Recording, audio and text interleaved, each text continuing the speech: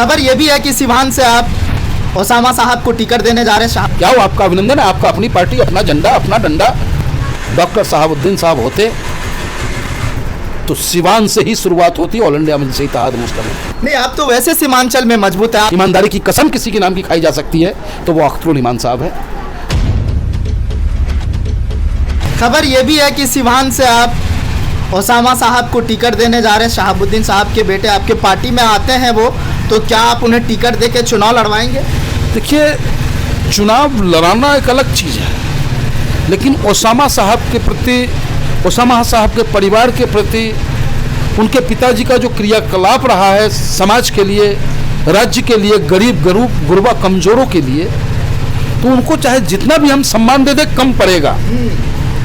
लेकिन उन्हें ये समझना होगा कि उन्हें ये सम्मान मिलेगा कहाँ, क्योंकि हम तो पलक पावड़े बिछाए बैठे हैं। क्या हो, आपका अभिनंदन है। आपका अपनी पार्टी, अपना झंडा, अपना डंडा, और समाज की सेवा करो। आप ताकत में आओ, आप लोग और ताकतवर हो आप, लेकिन बैरिस्टर साहब का सानिध्य होगा आपके साथ और आप मजबूती के साथ जनता की सेवा कर पाएंगे। लेकिन पता नहीं, समझ नहीं पा रहे हैं आपके पार्टी को, पता नहीं क्या हो गया है ओसामा साहब को। अगर आज डॉक्टर साहबुद्दीन साहब होते तो सिवान से ही शुरुआत होती ऑल इंडिया मजलिस इत्तेहाद मुस्लिमीन। नहीं, आप तो वैसे सीमांचल में मजबूत है। आपके दीवाने, आपकी पार्टी के दीवानगी ऐसी है कि वो तो कहा नहीं जा सकता, फिर भी आप इस तरह से तड़प रहे हैं। देखिए, सीमांचल ही नहीं, आज बिहार के कोने कोने में ऑल इंडिया मजलिस इत्तेहाद मुस्लिमीन के झंडे उठाने वाले कार्यकर्ता और दीवाना है। लेकिन गठबंधन करने के लिए तरफ नहीं रहे हैं।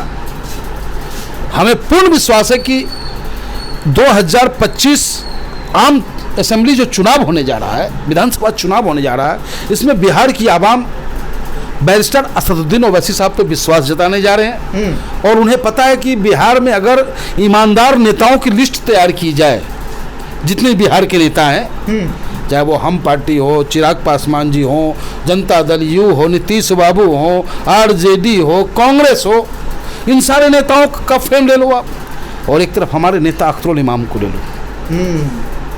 ईमानदारी की मिसाल राजनीति में बिहार की धरती पे अगर ईमानदारी की मिसाल, ईमानदारी की कसम किसी के नाम की खाई जा सकती है तो वो अख्तरुल इमाम साहब है।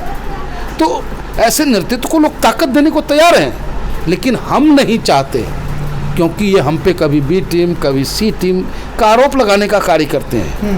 हम ये चाहते हैं कि आप आओ, आपका स्वागत है, हम आपके साथ चलने को तैयार हैं, क्योंकि बिहार की आवाम को हम सुरक्षित देखना चाहते हैं।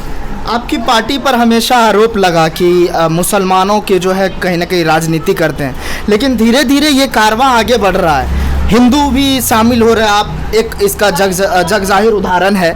दूसरे तरफ बिहार में रंजीत राणा है, तो ये कहीं ना कहीं एक संदेश है। ओवैसी साहब ये संदेश दे रहे हैं। देखिए, जब मैं बैरिस्टर असदुद्दीन ओवैसी साहब के सानिध्य में गया, हमें अपने समाज, अपने घर, अपने परिवार से भी ताना सुनना पड़ा। बड़ी बात कह रहे हैं आप जी, कैमरे पे खुलासे कर रहे हैं। बिल्कुल। लेकिन हमने उनसे कहा कि आप हमें गलत कह रहे हो, लेकिन आप चलो तो सही मेरे साथ हमारे नेता के पास। जाने के बाद आपको एहसास होगा कि हमारा नेता ही नहीं, एक अच्छा नेकदिल इंसान है। हमारा नेता सिर्फ सत्ता की प्राप्ति के लिए राजनीति नहीं करता। हमारा नेता हिंदुस्तान का कोना कोना सुरक्षित रहे, हिंदुस्तान की सरहदें सुरक्षित हो, मजबूत हो, इस सोच, इस ध्येय के साथ हमारा नेता राजनीति करता है। लेकिन आज जब वक्त आया, जो हमें ट्रोल कर रहे थे, मुस्लिम समाज के लोग जो कहीं ना कहीं अपनी दुकान कहीं और चलाने का कार्य कर रहे थे, वो भी आज हमारे नेता की गाहे बगाहे तारीफ करने से बच नहीं पा रहे हैं। करते जा रहे हैं। तो कब तक बादल के चंद टुकड़े सूर्य की रोशनी को कब तक ढक सकता है साहब? और सूर्य अपना काम कर रहा है। आपकी पार्टी बिहार में कितने सीटों पर चुनाव लड़ने जा रही है, क्या कुछ तैयारियां हैं, वो जरा बताएं। देखिए, हम कार्यकर्ता होने के नाते तो चाहिए कि 243 सीटों पर हम चुनाव लड़ें, लेकिन ये निर्णय राष्ट्रीय अध्यक्ष और प्रदेश अध्यक्ष जी को लेना है। उनका जो भी निर्णय होगा हम कार्यकर्ता सहृदय स्वीकार करेंगे। चैनल को लाइक, शेयर एंड सब्सक्राइब करें और बेल आइकन दबाना ना भूलें।